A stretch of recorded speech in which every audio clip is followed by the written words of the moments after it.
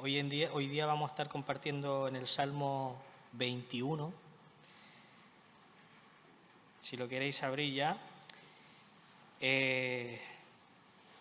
Bien, como decía Eric, me ha tocado un tema un poquito complejo, porque el tema de la ira de Dios es un tema un poquillo espinoso, es un tema del cual a veces uno intenta como alivianarlo un poquito, pero la verdad es que la Escritura es bastante clara y lo vais a ver en este Salmo. La ira de Dios es bastante clara. Generalmente el sentimiento de la ira ha sido mirado como algo negativo. O sea, siempre se nos ha dado a entender que una persona, por ejemplo, iracunda, es como una actitud negativa. O sea, si vemos una persona que se enfada constantemente, pensamos, este hombre iracundo está todo el rato ahí enfadado, ¿no? Y esto nos toca un poquito, a mí me toca mucho de cerca, porque yo lucho constantemente con cosas que hay en mi corazón, con enfados, con ira. Tal vez no se nota, pero si pudierais ver lo que hay en mi corazón o cosas que hay en mi corazón, tal vez ni siquiera seríais mi amigo, ¿vale? Porque el pecado que habita en mí, como decía el apóstol Pablo en algún momento, es algo que hace que mi corazón se entenebrezca. Pero gracias a Dios tenemos al Espíritu Santo que nos ayuda, que nos da la ayuda necesaria que necesitamos. Bien, vamos al Salmo 21, desde el verso número 8 hasta el 13. Bueno, yo tengo la versión NTV. Si alguno tiene otra versión, no pasa nada. Yo la leo porque me ayuda un poquito más a entender el texto, algunas cosas. Bien, dice: capturas a todos tus enemigos con tu poderosa mano derecha atrapas a todos los que te odian. Cuando te manifiestes, los arrojarás a un horno en llamas. En su enojo, el Señor los consumirá. El fuego los devora. Borrarás a sus hijos de la faz de la tierra. Nunca tendrán descendientes, aunque conspiren contra ti. Sus maquinaciones malignas jamás prosperarán, pues se darán vuelta y saldrán corriendo. Cuando vean tus flechas, apuntan hacia ellos. Levántate, oh Señor, en tu poder, con música y cánticos celebramos tus poderosos actos. Bien, un texto, como les decía, difícil, porque, bueno, el contexto más o menos es venir celebrando el haber ganado una guerra, ¿vale? El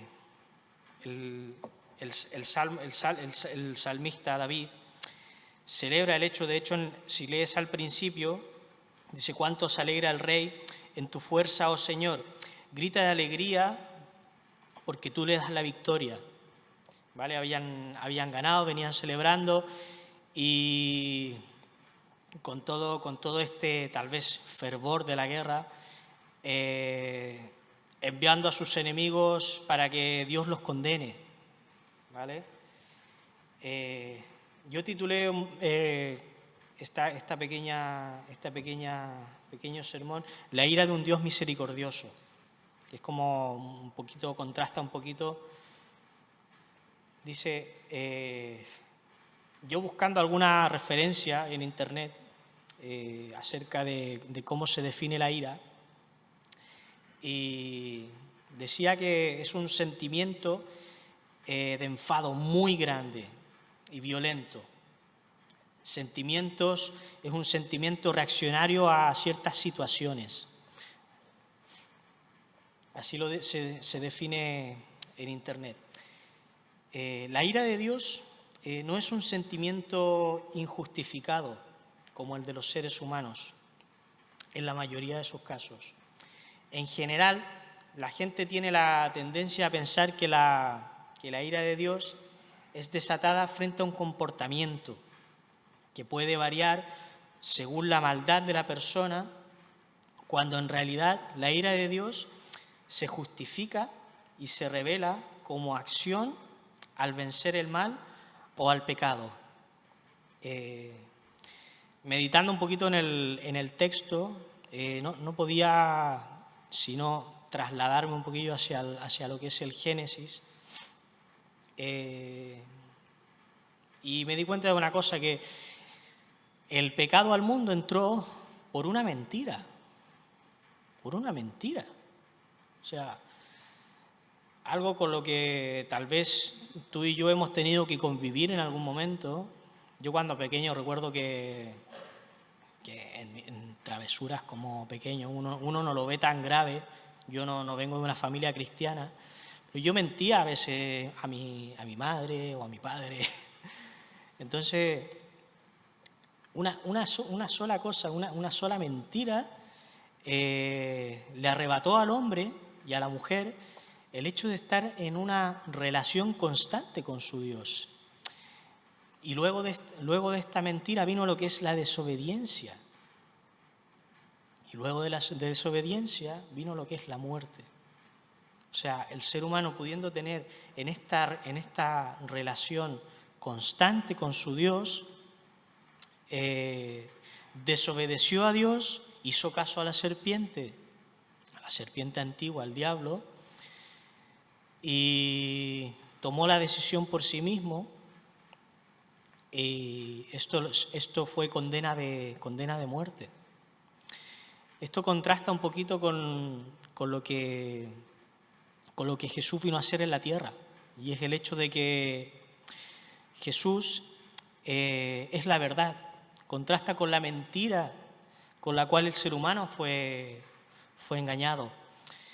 Jesús fue obediente al Padre, cosa que el primer Adán no pudo hacer o no quiso hacer. Y Jesús vino a darnos vida. Contrasta con lo que con la muerte que entró en el mundo. ¿Vale? Me hacía reflexionar un poco en esto el texto. Vamos a avanzar un poquito. Los sacrificios de los sacerdotes por los pecados del pueblo judío tenían la función de contener la ira de Dios en contra de la maldad del pueblo. El pueblo de Israel, yo ahora estoy en Academia de la Biblia, estoy haciendo Antiguo Testamento, y cuando vas leyendo la historia del pueblo de Israel te vas dando cuenta de que el pueblo de Israel,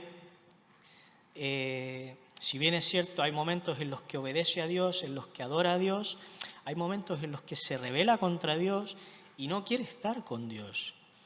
Y a mí, yo te soy sincero, hay momentos en los cuales mi corazón peca y se desanima, y a veces tal vez puedes estar lejos de Dios o sentirte lejos de Dios, pero te digo una cosa, el Espíritu Santo, cuando estás en esta situación, siempre te pone a un hermano, siempre te pone alguna situación que te lleva a vencer ese pecado, a vencer miedos que tengas, a vencer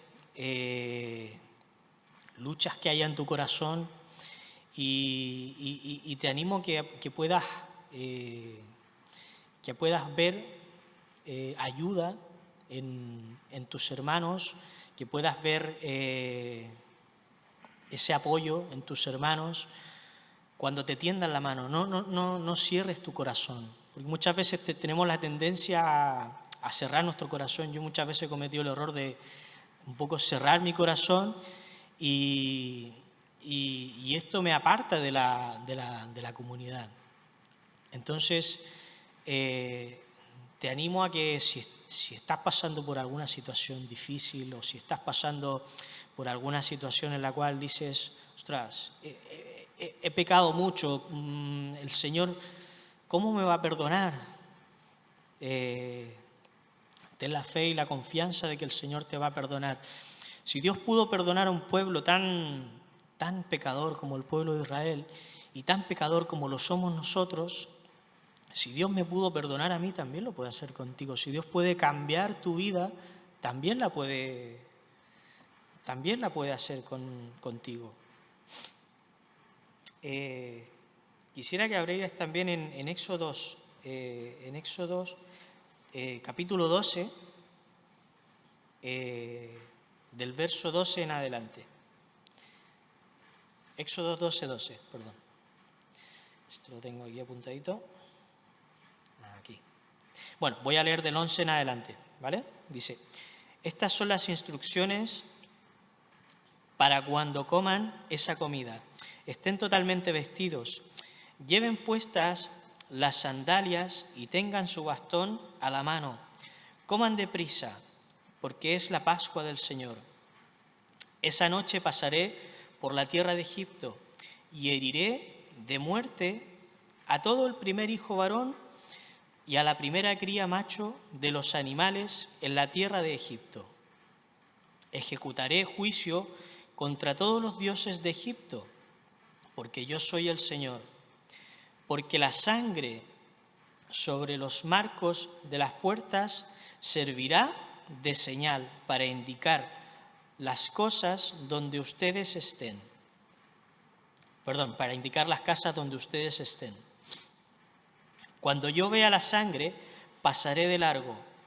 Esa plaga de muerte no tocará a ustedes cuando yo hiera la tierra de Egipto. Esto es un texto que tal vez tú conoces, es un texto que tal vez hemos leído muchas veces, y es cuando Moisés le da estas instrucciones al pueblo. Va a venir el ángel de la muerte, va a venir condenación, va a venir ira de Dios sobre el pueblo de Egipto. Y aunque el pueblo de Israel, a pesar de que estaba siendo esclavizado, también no era un pueblo que fue salvado por ser los más buenos o los más guapos o lo que sea. No, era un pueblo también pecador. A pesar de que era el pueblo de Dios, era un pueblo que era pecador. Pero Dios aún, con todo esto, me acordaba de lo que comentaba Mark la semana antepasada, creo que fue, acerca del profeta Joel, que Dios es tardo para la ira, pero grande en misericordia. Y Dios tuvo misericordia de Israel.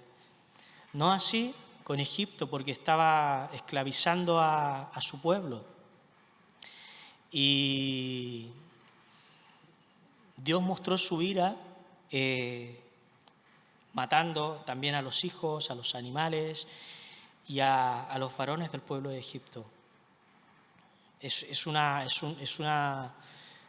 cosa que uno lo piensa y dice, ostras, si pasara esto hoy en día, ¿qué pensaríamos? O sea, si mi vecino que tiene un niño y que es matado por no ser creyente o por no confiar en el Señor, ¿qué pasaría por nuestra cabeza? Pensaríamos que es algo tal vez injusto, pero la verdad es que nuestro Dios es un Dios justo y la ira es un atributo eterno, es un atributo al nivel de la justicia, de la santidad de Dios. Y el Señor cuando ve injusticia, la declara de esa manera. Bien. Ahí estamos. Bien.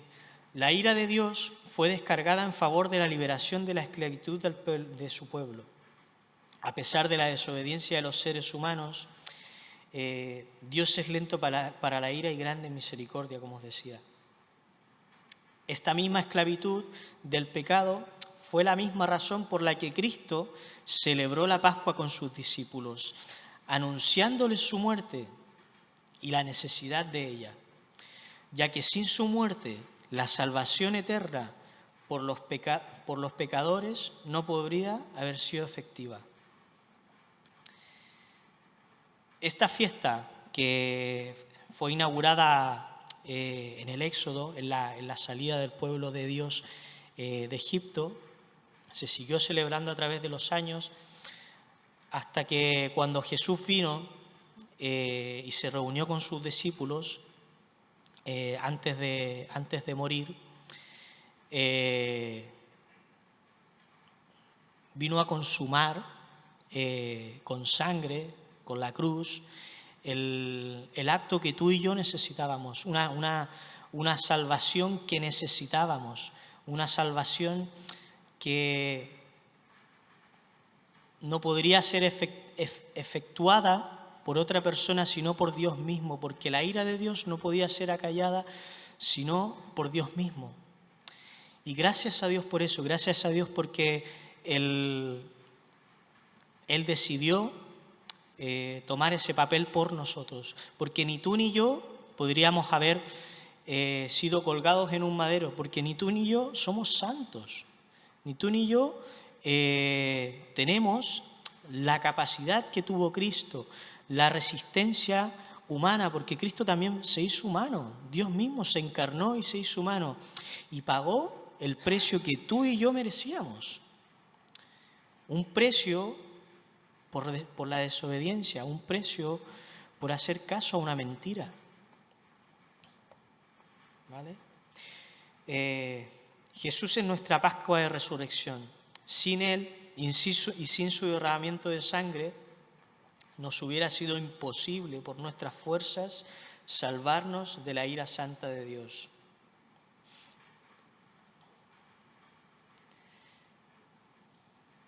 Una de las evidencias para nosotros, para los cristianos, de que realmente nos hemos arrepentido delante de Dios, es que constantemente tenemos un arrepentimiento diario. Es que cada día reconocemos que necesitamos más del Señor, necesitamos más de pensar en la cruz, de que la cruz tome un valor mayor en nuestra vida, en nuestro corazón. Y esto, en los tiempos que vivimos, en los tiempos que estamos viviendo, tiempos de pandemia, tiempos de guerra, tiempos de conflicto, necesitamos reafirmarlo, necesitamos creerlo de corazón, necesitamos estar firmes, necesitamos que la palabra de Dios more en nuestro corazón, que la palabra de Dios cada día nos alimente para nosotros poder compartirla con otros, con aquellos que no conocen, con aquellos sobre los cuales la ira de Dios, como dice el texto, si no escuchan el mensaje, si no sembramos una semilla, el Señor no la va a regar. La tarea nuestra es a menor o a mayor escala sembrar semillas, porque la ira de Dios está cerca y el juicio de Cristo está cerca. Si luego quieres seguir leyendo, el libro de Apocalipsis lo deja bastante claro. El libro de Judas también es un libro que nos habla mucho acerca de esto, del juicio. Y te invito a esto, te invito a que puedas cada mañana poder orar al Señor, pedir al Señor para que nos ayude a compartir su mensaje, el mensaje de esperanza, porque tal vez va a llegar un momento en el cual no vamos a poder compartir ese mensaje. Va a llegar un momento en el cual ya para la Iglesia va a ser cada vez más difícil. No lo sabemos. No sabemos ni el día ni la hora en el cual Cristo va a venir, pero Cristo va a venir. Maranata, decían los apóstoles. y seguimos orando por eso, seguimos esperando en el Señor por eso.